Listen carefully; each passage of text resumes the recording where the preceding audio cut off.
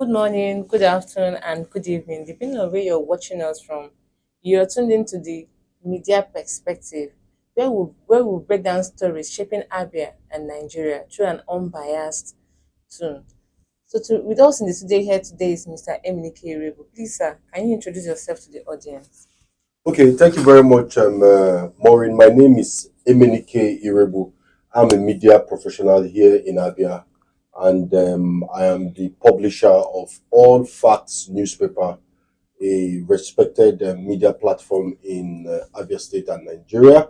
And what we focus on is oral news and content happening in around Abia, Nigeria, and the world.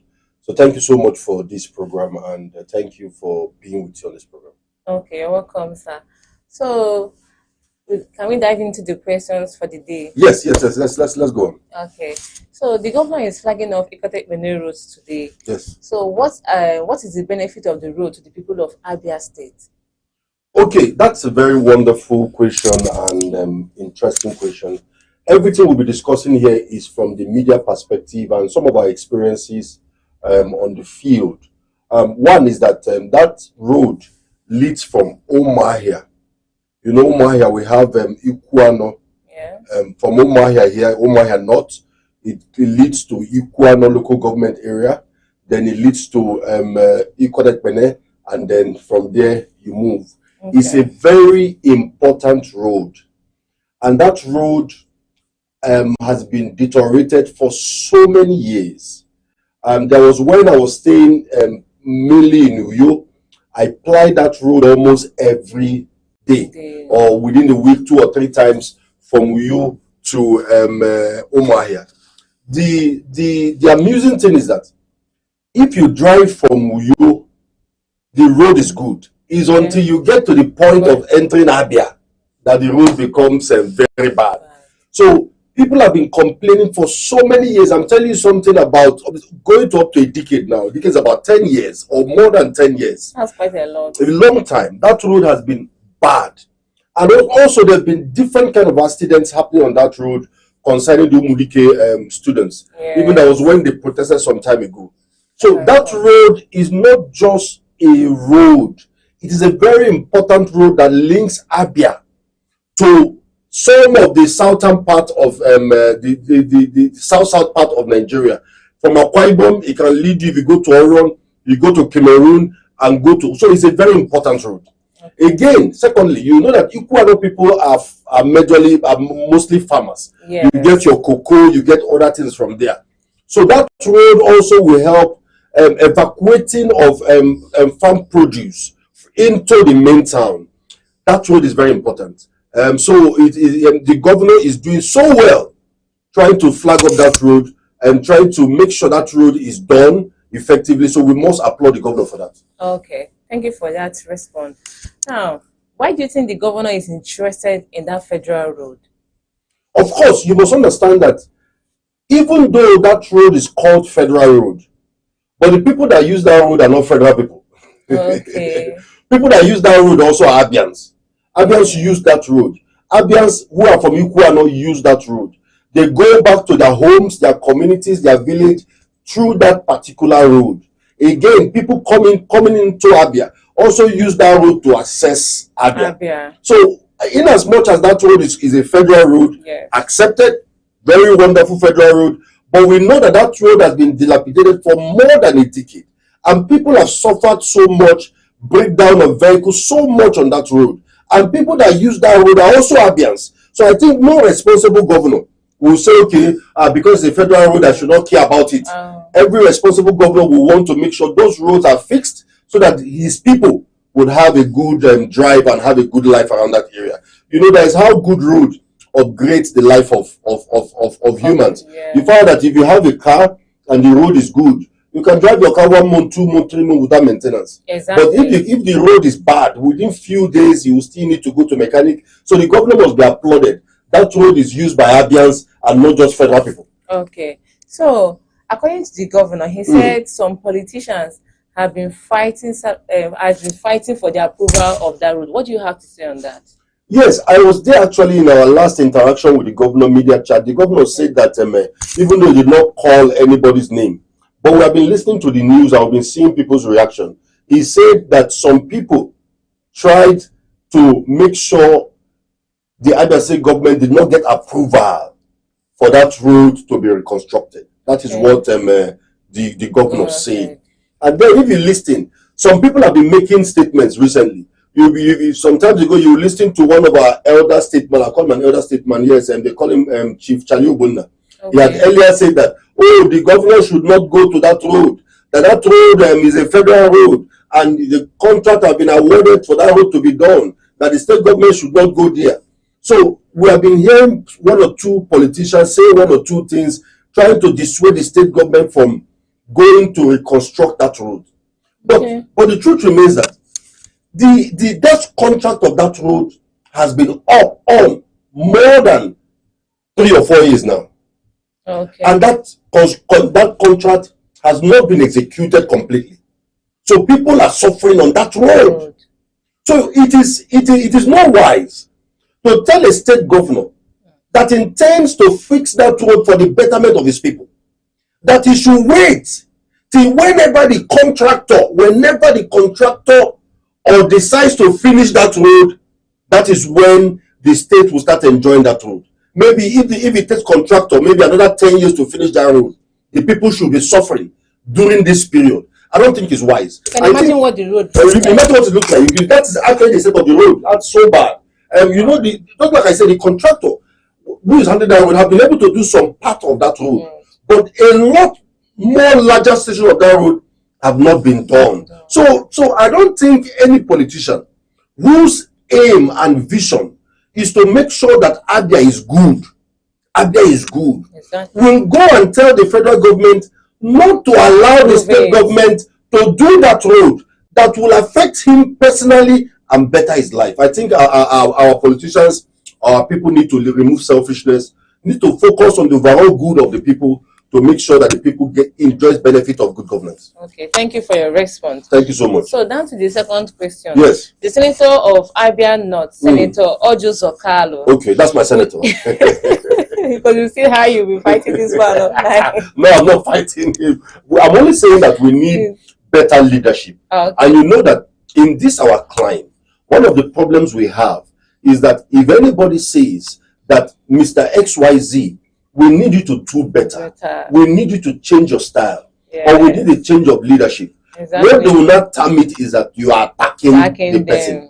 Democracy is the government of the people, by the people, and for the people. So if you are in a position of authority, you are there for the people. And if you claim and you believe that you were elected by the people, it is still left for the people to decide whether you should continue staying or not to stay. So our people should begin to learn not to look at objective criticism as being attack.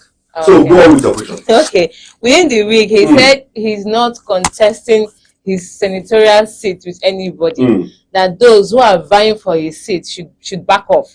So what do you have to say on this issue? You see, that is still those elements of autocratic style. Autocratic leaders. There are some statements a leader will make. It will look as though his power is not derived from the people. Exactly. There is a statement a leader will make, which will send a meaning that he is lording over the people. You see, everybody in Abia North who is above 18 years has a right to be a senator, and has a right to be elected to be senator. Once you are above 18. Once you are above 18 years, the highest thing you need to have is school SAT. First school year, WAEC result, SSCE. Yes, that's what the only thing you need to use. You need to have to run election is one, be of age, of the age necessary. Two, have the requisite qualification, which is school WAEC. And three, be eligible to vote and be voted for. That 18 years, I'm not getting it very right. I think I will check that one again to clear that.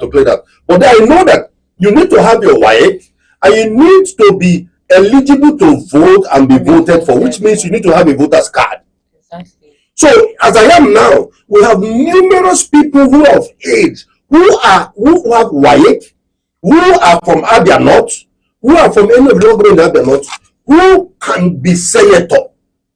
So for one man to come boldly to tell the people of the Abia North that it is him or nobody, that until he is tired of being senator, that is the only time any other person can contest. Which is very, very wrong. You see, that is autocratic, that is not democratic, and that is the style of bad leadership. So it's important our senator, who has done his best. You know, our senator became a governor at the age of 39. Wow. And as at this moment now, he's heading towards 70. If you check from 39 to 70, that means he has been in power close to 40 years or more than that.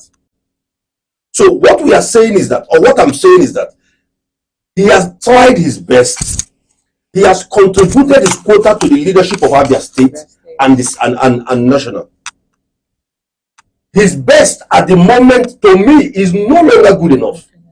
And it's not just to me, to many other Abia North sons and daughters. They feel that he has done his best. You know that as a man, as a woman, as you are growing, at the point in time you start deteriorating, coming down. That's human being. So when you get to the peak of your intellectual capacity, the next thing you observe is that you start coming down because new things will begin to come that you cannot catch up with. So I think my senator has done his best, and at this moment now, he should give space for other people to also contribute to the leadership of Abia State, to the leadership of Abia State and Abia North. So his statement, that statement is wrong. That statement should not come from a senator, a democratically elected person. That's my opinion. Okay, thank you for that. Just yesterday, a federal high court sitting in Abuja ordered INEC to investigate and prosecute Minister Nkeiruka Onyejeocha over alleged forgery of polling unit results from 2023 election. So what's your take on that, or what does that implicate? That is another very dramatic case which Nigerians and Abians should watch very well. Okay. You know that for so many years, we have had electoral offenses, numerous kind of electoral offenses, both ballot box snatchers, both vote buyers. A lot of them have been arrested, one place or the other. But at the end of the day, we have not seen or we have not heard, or personally, I have not heard where they say this SYZ was prosecuted and he has been sent to jail for this or this offense around the electoral crime. Are you getting me? Yes, sir. So now we have seen now a case where a federal high court is now mandating INEC to investigate and prosecute the Minister of Labor. She's the Minister of Labor and Productivity at the moment of Nigeria. Right Honorable Nkeiruka Onyejeocha. Yes. So she is the Minister of Labor and Productivity as at this moment in this country. So we have now seen a case where a federal high court is mandating that the INEC should investigate this woman and then prosecute her for electoral offenses, which is, as the court said, not Dominique said, that there were falsification of results, which was presented during the tribunals. Now, the background is that during the tribunal is after the election. Okay. Then, if maybe you won election and I lost, I take you to tribunal first. Okay. Trying to disprove that you did not win. You did not win. Okay. So at that tribunal, INEC brought a set of results, which were results they say they collated from the field. That results were in support of the current House member in the House of Rep, Honorable Amobi Oga. Okay. Now, from the angle of the lawyers of Onyejeocha, they also brought another set of results, which do not tally with the result brought by INEC. Okay. So the position is that those results that she brought during the tribunal as presented by her lawyers, Amobioga is saying that those results were falsified. And it is forgery. And forgery is a crime in the laws of Nigeria.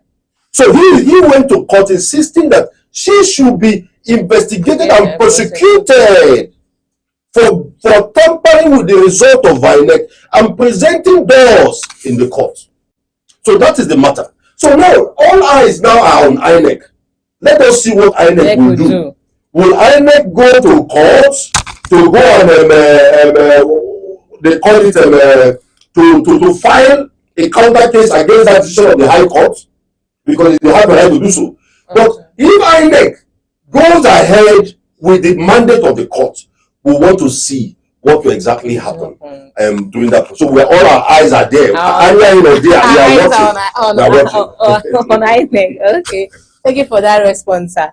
Okay, Abia councillors enjoy 100% increase on their salary. So what's your take on that?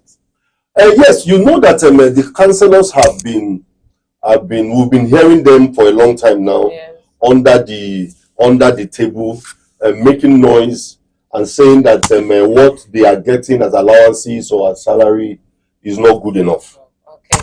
Yes, that's what they have been saying for a while.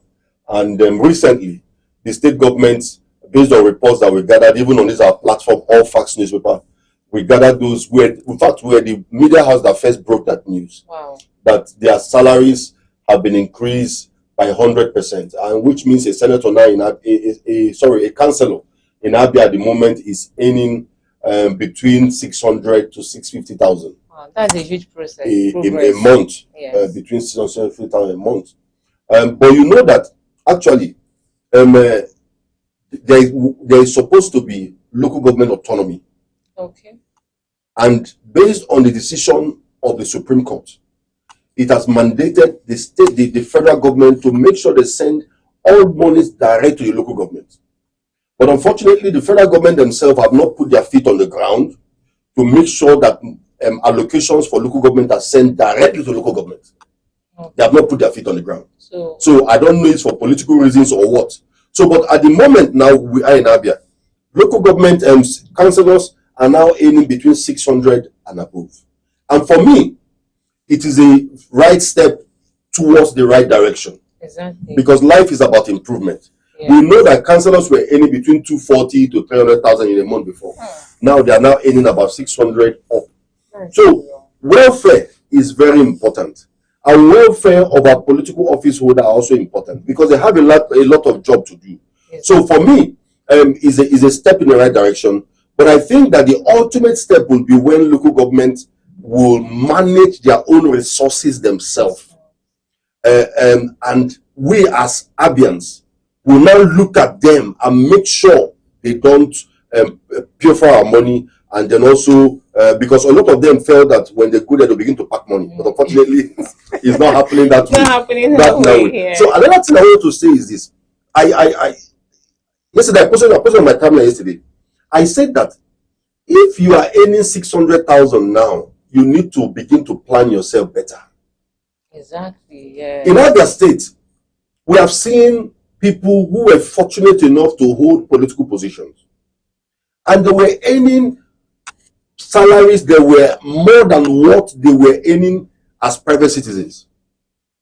But immediately after those offices, within 3 months, you see them as if they've never held anything reasonable before. Are you getting me now? Yeah. So what every person needs to plan is, like, we don't want, in this new Abia, which is being promoted, we do not want to see people who were fortunate enough to be in government positions who now earn better than what they're earning before, after their period of service, to now look as if they are more wretched than before. So we want them to better plan them. For example, I know of 1 or 2 councillors who were not earning up to 100,000 naira before becoming councillors. Wow.